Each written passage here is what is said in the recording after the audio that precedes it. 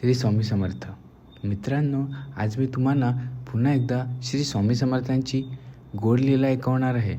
लीलेचं नाव आहे लोखंडाचं सोनं झालं. एक व्यापारी स्वामी समर्थ महाराजांच्या दर्शनाला अक्कलकोटात आला. तो मनात खूप दुःखी होता. त्याचा लोखंडाच्या वस्तूंच्या व्यवसायाचा सतत तोटा चालत होता. त्याला नफा होईना. त्याने स्वामींना नमस्कार करून आपल्या दुःखाची ही कहाणी सांगितली.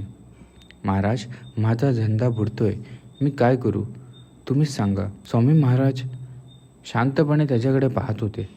थोड्याच वेळाने त्याला जवळच्या लोखंडी तुकड्याकडे बोट दाखवत म्हणाले, जा रे, याचं सोनं होईल, काळजी नको करूस. तो व्यापारी आश्चर्यचकित झाला, परंतु त्याला काही समजेना. त्यानंतरच काही दिवसांत त्याचा धंदा अचानक तेजीत आला. लोक त्याच्याकडून माल खरेदी करू लागले आणि तो पुन्हा संपन्न झाला.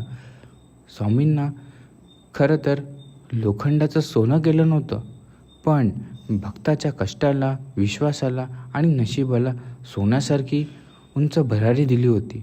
या लीलेतून आपल्याला असं कळतं की स्वामींचं वचन हेच खरं सोनं असतं. श्री स्वामी समर्थ. जय जय स्वामी समर्थ.